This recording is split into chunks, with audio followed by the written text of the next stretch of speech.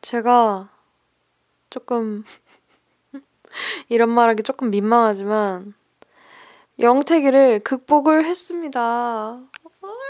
사실 뭐 제가 1일 1영화 챌린지 뭐 그런 걸 하겠다고 막 좀 깝쌌던 적이 있었는데 그거 한 달 했다가 뭐 몸 아프고 막 이래버리니까 그냥 기억 속에서 사라져 버려가지고 그거는 못했었고, 그냥 진짜 많은 분들이 댓글로 격려를 해주신 것처럼 그냥 자연스럽게 그냥 봐라. 근데 뭔가 되게 자연스럽게 그냥 뭔가 물 흐르듯이 극장에서 괜찮은 작품들을 보게 되니까 다시 좀 심장이 좀 뛰기 시작하더라고요. 제가 최근에 극장에서 봤던 영화 3편이 연속으로 다 너무 좋았어가지고 약간 그 우리 두꿍두꿍두꿍 하는 거 하면 되게 연속으로 빠빠빵 하면 뭔가 효과가 나듯이 그것 때문인지 이제 저는 영화 보는 것이 부담스럽지도 않고 그냥 즐겁기만 하고 사실 막 그러니까 참 운이 좋지요. 어떻게 극장에서 본 작품들이 그렇게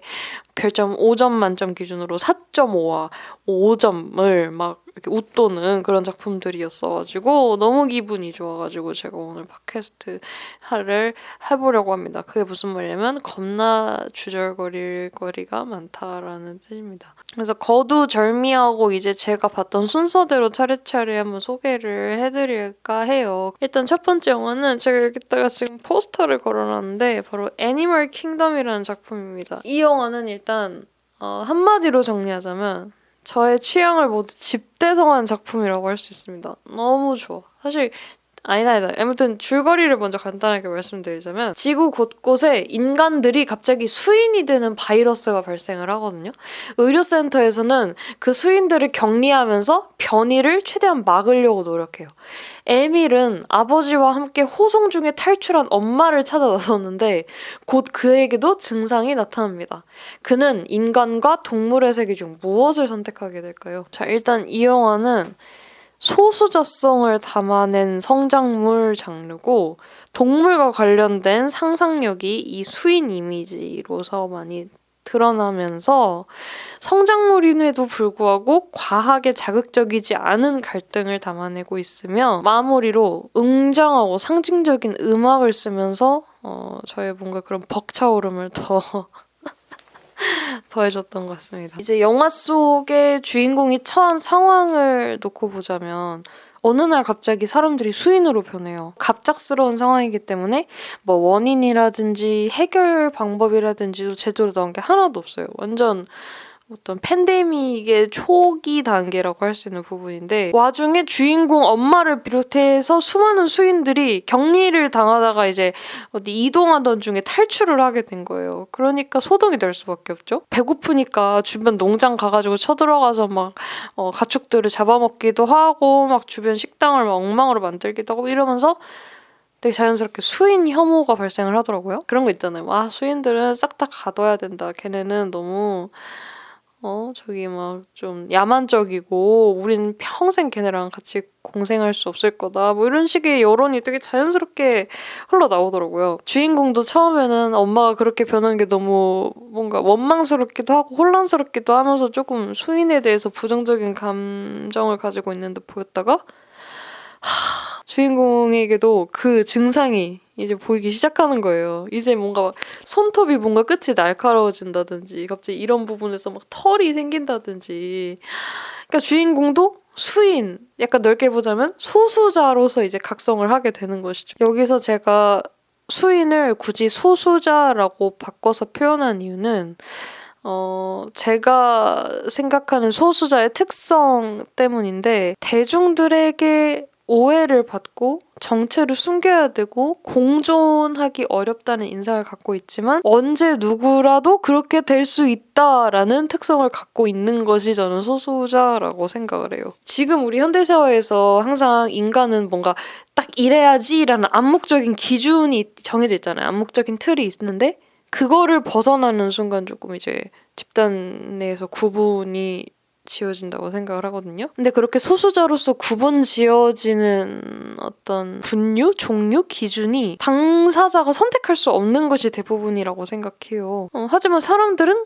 거기까지 뭔가 생각이 미치지 못하고, 그러니까 대중들은 항상 언제까지 자신들은 지금 모습 그대로의 현재 자신들의 상태와 환경을 유지할 수 있을 거라 생각하며 그들을 되게 자연스럽게 배척하는 경향이 있잖아요. 지금 가장 간단하게 떠오르는 예시는 노인 혐오인 것 같거든요. 그러니까 정말 누구라도 다 늙게 되잖아요. 근데 그거를 모르고 노인들이 뭐 느리다더니 뭐 어쩐다더니 하면서 그 사람들의 입장을 배려하지 않는 케이스를 많이 보는 것 같은데, 근데 저는 그런 묘사를 동물의 이미지를 담아서 수인으로 표현한 게 또 재밌더라고요. 그러니까 우리 인간이랑 같은 언어와 문화를 공유하지 못해서 고통받는 지점이 있고, 심지어 우리나라에서는 아직 그들이 재산으로 취급되고 있는 상황이라든지, 되게 다양한 종류, 다양한 특성을 가진 여러 동물들이 그 수인의 이미지를 통해서 드러남으로 인해서 그 소수자성을 더 다양하고 넓게 표현하려는 듯한 시도가 좋았어요. 소수자로서의 수인을 바라본다면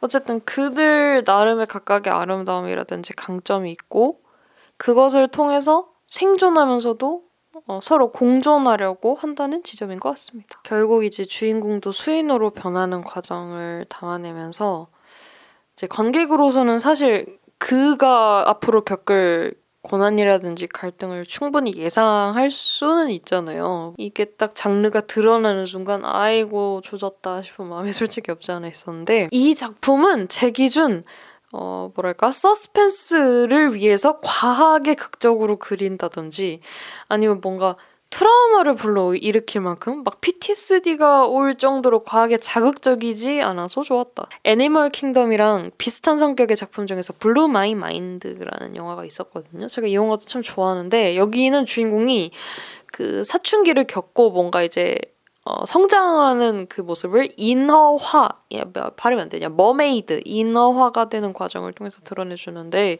중간중간 그 애가 겪는 갈등의 수위가 상당해요. 막 파티에서 마약을 한다든지 뭐 겁탈당할 뻔한다든지 뭐 이런 성격 있잖아요. 그러니까 그가 겪는 성장통이 얼마나 아린지가 직관적으로 확 와닿지만서도 한편으로 이렇게까지 날카로워야 할 필요가 있나? 뭔가 이런 생각이 들었던 작품이라 조금 씁쓸하고 다시 보기가 조금 힘들어진 영화였는데, 우리 애니멀 킹덤은 그런 부분에 있어서 매우 좋았다. 그런 포인트가 없이도 이 어떤 업앤다운을 통한 그 벅차오름이 잘 드러나서 좋은 영화라고 생각했고, 마지막 메인 포인트로 음악이, 저 그런 음악 좋아해요. 되게 영화의 테마라든지 어떤 컨셉을 딱 담아낸 듯한, 그러니까 에버랜드 음악, 사파리 음악 같은 게 나오거든요. 메인 테마로. 그게 아직도 귓가에 옹알대는 것 같습니다. 굉장히. 그래서 애니멀 킹덤 재밌게 봤다. 그리고 다음 영화는 바로 이 영화인데요. 보이시나요? 바로 더 폴, 오디어스와 환상의 문이 제목이지만 제가 봤을 때는 더블 디렉터스 컷으로 걸려 있었던, 이 영화는 한마디로 영화 변태가 만든 변태 영화가 아닌가 싶거든요. 1920년 미국 할리우드의 한 병원, 영화를 촬영하다 떨어져 다리를 다친 스턴트맨 로이와 오렌지 나무에서 떨어져 팔이 부러진 꼬마 숙녀 알렉산드리아는 친구가 된다. 어린 친구를 위해 로이는 세상 끝에서 온 5 영웅에 대한 환상적인 이야기를 들려주고, 시간이 갈수록 현실과 환상은 뒤섞이게 되는데, 이 영화에서 제가 좋았던 점은 1번 영상미, 2번 탁월한 구조, 3번 은유, 4번 주제. 그냥 사실 이 영화 자체가 그냥 좋았다는 말을 하고 싶었던 건가? 사실 이 영화는 너무 유명한 영화고 엄청 두꺼운 팬층도 있기 때문에 이거를 지금 봤다고 약간 고백하는 게 조금 민망하기도 하거든요. 그러니까 이게 이번에 디렉터스 컷으로 재개봉한 거잖아요. 예전에 이 영화를 추천을 많이 받았었지만 그냥 왠지 모르게 좀 안 보고 싶더라고요. 그 조그만 화면으로 봐도 이게 맛이 날까 싶은 약간 마음 반? 포스터라든지 스틸컷 같은 걸로만 봤을 때 너무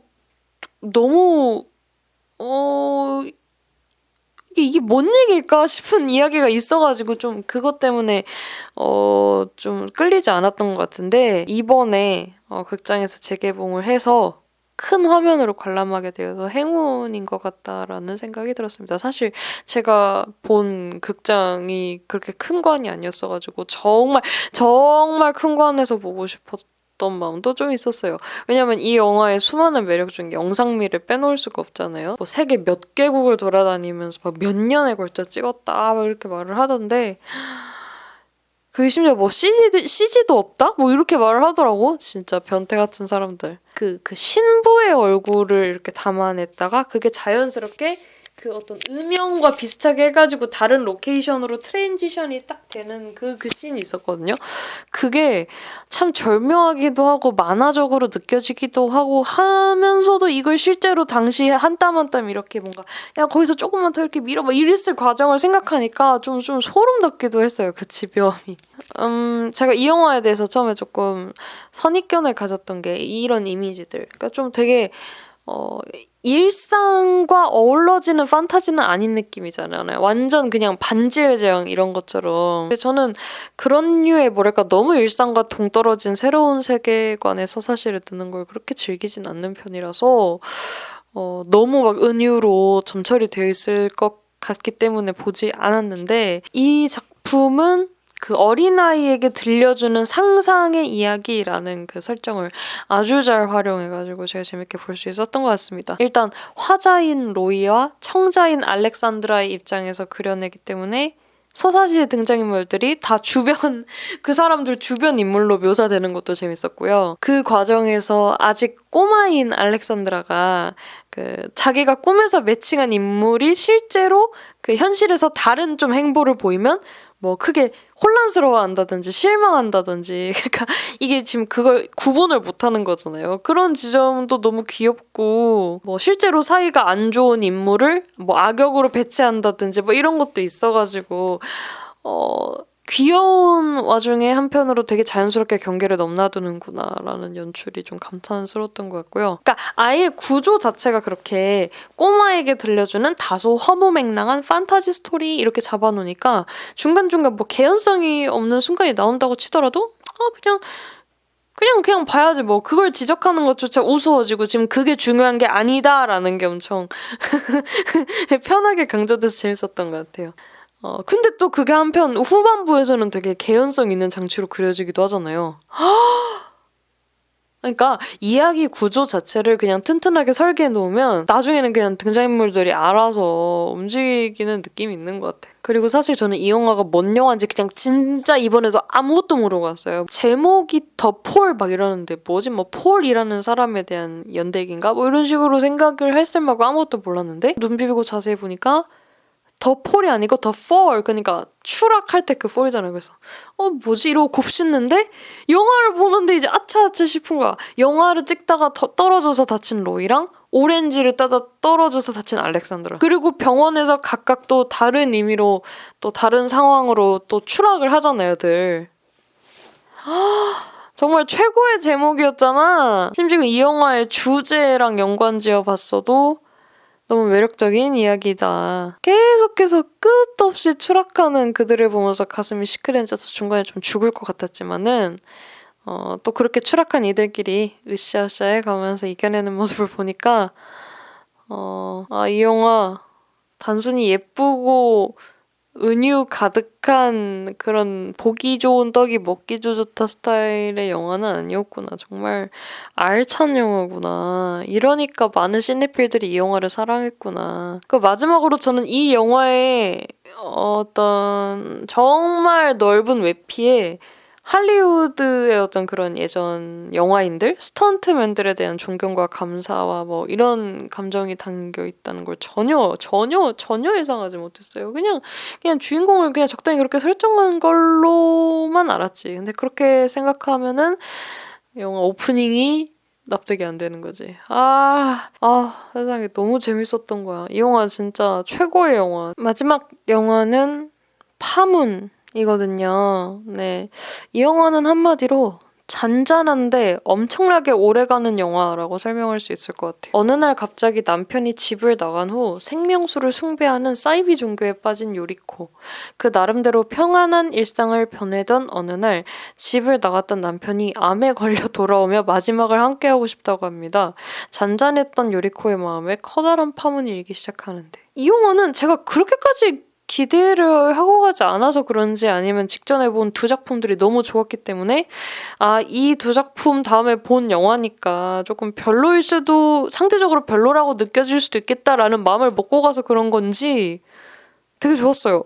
생각할 거리가 많고 보고 나왔는데 여운도 되게 길고 되게 저한테는 개인적으로 깊은 울림을 줬던 영화였는데, 근데 한편으로 뭔가 정리되진 않는 것 같아요. 그래서 아까 그 앞에 영화들처럼 막 이런 부분이 좋았어 이렇게 하기가 조금 어려운 게, 사실 이 영화 때문에 오늘 팟캐스트로 돌려서 찍어야겠다라고 생각을 했었거든요. 그러니까 뭐랄까? 그 주인공이 뭐 자기 나름의 사건을 겪고 인생에 대해서 고민하고 탐구하는 과정을 담은 이런 영화를 좀 좋아하나 봐요. 그러니까 좀 다른 결이긴 한데 패터슨이라든지 퍼펙트 데이즈라든지 너무 다른 결인데 말하고 나니까 아무튼 그런 필들? 그러니까 이 영화는 사실 그들에 비하면 훨씬 갈등 요소가 많고 좀 버라이어티, 그러니까 사실 신혼만 봐도 남편이 오늘 집을 나가가지고 사이비에 빠졌는데 갑자기 암 걸려서 다시 돌아온다 그러고 뭔가 막장 이야기가 펼쳐질라나 싶은데 또 그런 쪽으로 가는 건 또 아니야. 뭔가 처음에 이런저런 되게 짜잘한 갈등 요소들로 내 마음을 혼란스럽게 했다가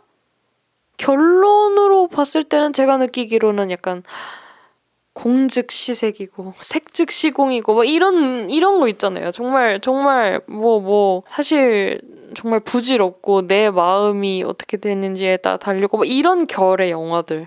물론 그걸 영화에서 저한테 일반적으로 갑자기 쏘아붙이거나 강요하진 않고요. 그냥 제가 영화를 본 입장에서 자연스럽게 그냥 그렇게 느꼈던 것 같아요. 이 영화가 특히 저처럼 동아시아 여성의 관점에서 봤을 때 좀 느껴지는, 공감될 수 있는 혼란이라든지 부조리도 많이 담고 있어서 그래서 더 몰입이 잘 되었던 건가? 근데 그 요소들이 또 영화에 나오는 대부분의 갈등이랑 되게 자연스럽게 연관되어 있다고 생각했어요. 근데 그마저도 과하게 극적이진 않으면서도 자연스러운데 또 한편으로는 지루하지 않게 보여줘서 좋았달까? 그런 점을 보면서 제가 패터슨이나 퍼펙트 데이즈 같다라고 느꼈던 걸 수도 있을 것 같아요. 좀 고백을 하자면 중간중간에 이 주인공이 되게 어쩔 수 없이 몸에 밴 그런 조신한 여성으로서의 생활 습관이라든지 선택이라든지 뭐 이런 씬들이 나오는데 그럴 때마다 정말 좀 속 터진다 막 이런 생각도 들고, 이 영화 뭔가 되게 사이다가 나올 것 같았는데 결국 나를 또 열받게 하는구나 라는 생각이 들면서 조금 좀 마음이 멀어졌었다가도 후반부에 엄청나게 카타르시스를 보여주는 장면이 있다 보니 내가 이때까지 이걸 보려고 그동안 그걸 견뎠어야 됐구나. 근데 그럴만했다. It worth it. 뭐 이런 식으로 긍정적으로 좀 느꼈던 것 같아요. 근데 말하다 보니까 도저히 이게 맥락이 설명이 안 되네. 그리고 이 영화의 감독이 사실 카모메 식당이라든지 안경으로 유명한 오기가미 나오코 씨라서 더 의미가 있는 것 같아요. 저에겐 개인적으로. 왜냐면 사실 카모메 식당이라든지 뭐 이렇게 되게 뭔가 뽀용뽀용하고 따끈따끈한 이런 영화들을 만드신 분이기 때문에 이 감독님은 좀 이런 느낌이겠거니 하고 그냥 자연스럽게 저 멋대로 그렇게 생각했던 게 있었는데 이 감독님이 그동안 작품 세계 밖에서 어떤 고민을 하셨었고 어떤 경험을 했고 그 과정에서 얼마나 자기 혐오와 무력감을 느꼈을지가 이 작품을 통해서 좀 느껴졌어가지고. 아니 근데 좀 재밌잖아요. 힐링물로 유명한 감독의 이토록 잔인한 현실이 담긴 냉소적인 작품이라니. 그 와중에 저는 좀 약간 죄송한 말씀이지만 되게 철없게도 그런 영화를 만든 감독님도 이런 고민을 했구나라는 생각이 들면서 위로도 받는 한편 되게 좀 씁쓸하기도 했고. 그러니까 사실 저는 카모메 식당이나 안경 같은 작품 보면서 이런 되게 뭔가 통달한 느낌? 여유로운 느낌을 내는 작품을 만든 사람은 어떤 사람일까? 그 사람은 나 같은 범인이 할 법한 이런 고민은 신경도 안 쓰겠지라고 솔직히 생각했던 점도 있었던 것 같은데 아니구나. 이거는 우리네들은 다 똑같이 겪는 일이구나라는 동질감이 들기도 했었던 것 같아요. 근데 그런 거 치고 또 한편으로 전작에서 보였던 특성이 또 그대로 나와서 그건 좀 재밌더라고요. 뭐 이렇게 안무 율동이 나온다든지 뭐 유머 스타일이 담백하게 그냥 툭 던지는 스타일이라든지 이런 부분. 근데 이제 혹시 이 영화 보신 분들께 제가 여쭙고 싶었던 게 그 주인공의 가족들이 주인공을 되게 이상한 취급하는 씬들이 있잖아요. 근데 저는 그게 이해가 안 돼가지고 주인공이 진짜 이상한 건가요? 아니면 그냥 주인공이 이상하다고 여기는 그 사람들이 이상한 게 맞는 건가요? 저는 아무리 생각해도 너무 그 사람 입장이 이해가 되고 이입이 돼가지고 그런가. 그게 마지막에 조금 정리가 안 됐지만, 네, 그래도 아무튼 아직까지도 파문에 대해서는 계속 곱씹고 고민을 하는 것 같습니다. 네, 정말 두서가 없네요. 네, 그래서 지금 이렇게 허버버버버버버버 얘기하는 걸 보고 저도 다시 느꼈지만 저 완전히 극복한 것이 맞고요. 오늘부터 다시 1위를 하면서 다시 열심히 살아가려고 합니다. 영택이를 극복하게 되니까 되게 자연스럽게 그냥 1일 영화를 하게 되더라고요. 짜잘한 팝콘 무비부터 해서 갑자기 어느 날 오늘 날씨가 이런 걸 보니 이 영화가 땡기는군. 아 무슨 음악을 들었더니 이 영화가 또 생각나는군. 이런 식으로 어떻게든 짬을 내가지고 보게 되는 것 같더라고요. 이제 곧 있으면 아카데미 시상식도 있다 보니까 되게 더 자가 아니고 부지런하게 작품들을 많이 감상을 해야 될 것 같습니다. 죄송해요. 제가 지금 좀 졸려서 지금 밤이거든요. 아무튼 예. 안녕.